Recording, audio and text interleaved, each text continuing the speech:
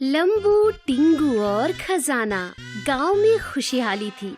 सबकी जिंदगी मजे से कट रही थी। लंबू और टिंगू भी कुछ न कुछ ऊट-पटांग हरकतें करके जिंदगी के मजे लूट रहे थे। लेकिन एक रात अचानक कुछ ऐसा हुआ कि सब लोगों का चैन छिन गया। नींद हराम हो गई। जंबुवंत गांव की सीमा से होकर घर आ रहा था। रात के 12 बज रहे थे और जंगल से अजीब अजीब आवाजें आने लगी थी। ये अजीब सी आवाजें कैसी है? आज तक तो कभी सुनी नहीं। एक बहुत बड़ी आवाज हुई, शायद पेड़ के नीचे गिरने की या फिर किसी वजनदार चीज के गिरने की। जंबुवंत आवाज की तरफ बढ़ा। कौन है भाई? हिम्मत है तो सामने आओ। एक तेज हवा का झोंका आया और जंबुवंत की तरफ घोड़े पे सवार होकर कोई आ रहा था। काले कपड़े, हाथ में नंगी तलवार और बड़े बड़े बाल। जंबुवंत के डर के मारे पसीने छूट गए। वो इतनी तेज से अपने घर की तरफ भागा कि पलटकर देखा तक नहीं। सुबह के वक्त पंचायत में सब लोग आए थे। जंबुवंत की तो डर के मारे तबीयत खराब थी। वो तो कंबल लेकर बैठा हुआ था। अब लाजमी है कि लंबू टिंगू भी वहाँ मौजूद हुए। हमारे गांव के आदमी जाम्बुवन कल रात को सीमा के यहाँ यानी दक्षिण से जब आ रहे थे तो उसने भूत देखा, ऐसा उसका कहना है। इस विषय पर चर्चा और हल निकालने के लिए हम आए हैं। गांव का सबसे होशियार आदमी होने के नाते गांव वालों के सामने टिंगू ने अपनी बात कही। टिंगू ने पूछा, किसी और आदमी ने कोई ऐसी हलचल उस ओर देखी है तो बताओ। तुरंत गोपाल अपनी जगह से उठकर कहने लगा, देखो भैया, मुझे तो पहले से ही ये जंगल का दक्षिण दिशा भूत पिशाच का घर लगता था, पर मेरी किसी ने सुनी ही नहीं।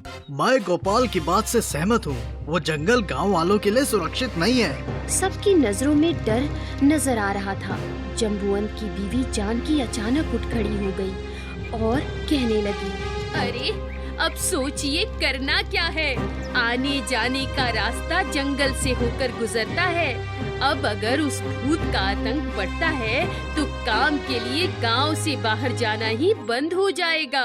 जानकी की बातों में सच था। लोग सोच में पड़ गए कि आना जाना कैसे करे, उपाय क्या निकाले। लेकिन टिंगू अलग ही सोच रहा था। देखो, हमें पहले उस जगह की जांच करनी चाहिए। शायद ये किसी और की शैतानी हो सकती है। ये जामवंत खुद अपनी आंखों से भूत को देखा है। अब जामवंत जैसा हट्टा कट्टा आदमी डर सकता है तो यकीनन उस जगह पर भूतों का वास है। टिंगू जी, क्या आपको किसी की जान जाने के बाद भी यकीन नहीं होगा? गांव वाले जानकी की बातों से प्रभावित हो गए और मुखिया जी ने अपना निर्णय सुनाया। देखो भाइयों, गांव की भलाई के लिए हम ऐसा तय कर रहे हैं कि 3 दिनों बाद हम चंगेजी बाबा को बुलाएं और इसका हल निकाल लें। तब तक के लिए पंचायत खारिज की जाती है। मेरी बात तो सुनिए मुखिया जी। लोगों ने टिंगू की एक बात भी ना सुनी। सब लोग चले गए। दिन भर टिंगू बस जंबुवंत की बातों पर अटका हुआ था। उसके चेहरे पर बहुत से सवाल नजर आ रहे थे। तो लंबू ने कहा, क्या सोच रहे हो टिंगू? बार बार एक ही बात मेरे दिमाग में आ रही है कि इतने दिनों तक कोई भूत नहीं था, अचानक से कहां से टपक पड़ा। कुछ तो गड़बड़ है। तो अब हमें क्या करना चाहिए? चलो हम जंगल में उस दक्षिण भाग की ओर चलते हैं। देखते हैं, कुछ न कुछ तो जरूर मिलेगा। लेकिन वहां पर तो भूत, अब ये वो भूत है ना। अरे भैया लंबू, अगर रात को किसी भूत ने तुम्हें देख लिया तो वो खुद डर जाएगा। और वैसे भी वहाँ भूत कुछ नहीं है। लंबू टिंगू दोनों लालटेन और लाठियां लेकर जंगल की तरफ निकल पड़े। रात चढ़ती जा रही थी। पूरा गांव भूत के डर से कब सो गया पता नहीं। दूर कहीं अंधेरे में छुपा हुआ जंगल नजर आ रहा था। चलते चलते दोनों जंगल के बाहर आ पहुँचे और लंबू ने फिर से टिंगू से कहा, टिंगू, फिर से एक बार सोच लो। हम उस भूत के राज्य में जा रहे हैं। अगर वो भूत अचानक से सामने आ गया तो हम क्या करेंगे? चुप बैठो, ज्यादा गड़बड़ मत करो। बस अपने आँख और कान खुले रखना और मेरे पीछे पीछे चलना। लंबू का जंगल को देखकर डर जाना तो लाजमी था, क्योंकि जंगल का माहौल पहले से ही डरावना लग रहा था। बहुत ज्यादा घना अंधेरा था। लालटेन की वजह से लंबू और टिंगू एक दूसरे को देख पा रहे थे, वरना कुछ भी देख पाना मुमकिन नहीं था। जंगल बिल्कुल जम्बूवंत ने कहा उसी तरफ नजर आ रहा था, मगर चलते चलते आधा घंटा हो गया, फिर भी कोई भूत नजर नहीं आया। भैया लंबू, ये भूत कहाँ भाग गया? छुट्टी पर चला गया क्या? यहाँ डर की वजह से मेरी हालत खराब हो रही है और तुम्हें मजाक सूझा है। मैं चला, मुझे नहीं रुकना है। लंबू जैसे ही जाने लगा उसका पैर फिसला और वो अंधेरे में कहीं गिर गया। टिंगू उसे ढूंढने आया तो उसके थोड़े ही आगे कुछ लोग काले कपड़े में कुछ लोग बैठे हुए थे। उनके सामने संदूक में एक खजाना पड़ा हुआ था और उनका हंसी मजाक चल रहा था। दादा, गांव में हर तरफ डर का माहौल है। सब लोगों को यकीन हो गया है कि यहाँ भूत प्रेत रहते हैं। बहुत बढ़िया, इस माहौल को बनाए रखो ताकि इन बेवकूफ गांव वालों को हमने यहाँ छुपाए हुए खजाने के बारे में पता न चल सके। ये सब बातें टिंगू छुप कर सुन रहा था। टिंगू ने लंबू को आवाज दिया। लंबू, ओए, इधर आओ। देखो। टिंगू और लंबू दोनों उनकी बातें सुनने लगे। आज की लूट कम से कम 10 लाख की तो जरूर होगी, है ना दादा?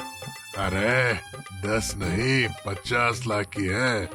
बस इसे यहाँ संभाल कर रखो, किसी गांव वालों को इधर आने ना देना।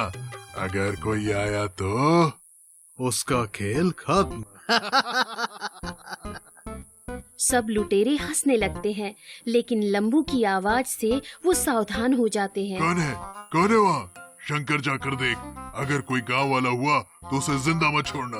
अरे दादा, कोई जानवर होगा, जाने दो उसे। तू जाकर देख तो।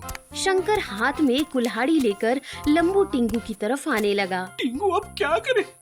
अरे तुम डर क्यों रहे हो लंबू? ये सब लुटेरे हैं, कोई भूत वूत नहीं। और करना क्या है मतलब? जो लंबू और टिंगू हर दुश्मन के साथ करते हैं वो पिटाई। लंबू और टिंगू उन दोनों लुटेरों पर हमला बोल देते हैं। हमले से अनजान लुटेरे बौखला जाते हैं।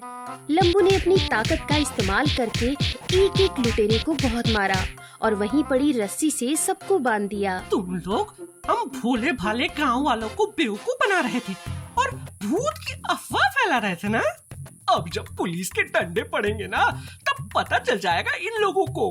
पुलिस ने आकर सब लुटेरों को गिरफ्तार किया और खजाना अपने कब्जे में ले लिया। दूसरे दिन गांव में सबको पता चल गया कि जंगल में लंबू और टिंगू ने लुटेरों को पकड़वाया है। तब मुखिया जी ने लंबू और टिंगू दोनों को धन्यवाद दिया। लंबू जी, टिंगू जी, आप दोनों ने ये साबित कर दिया कि जंगल में कोई भूत नहीं थे। ये सब तो लुटेरों का किया धरा था। हमें आप पर नाज है। जम्बूवंत, जानकी, गोपाल और सभी गांव वाले लंबू और टिंगू का शुक्रिया अदा कर रहे थे और तभी एक छोटा लड़का अशोक हाथ में न्यूज़पेपर लेकर दौड़ता हुआ आया। टिंगू भैया, आपका लंबू भैया का पेपर में नाम आया है, पढ़िए इसे। टिंगू पढ़ने लगता है। इसमें लिखा है, लंबू और टिंगू का सरकार अभिनंदन करती है। उन दोनों ने बहुत बड़े लुटेरों को और खजाने को पकड़वाया है, इसलिए सरकार खजाने का कुछ हिस्सा उन्हें इनाम के तौर पे घोषित करती है। सभी लोग लंबू और टिंगू के लिए तालियां बजाने लगते हैं और भूत की झूठ मूठ की अफवाह यही खत्म हो जाती है।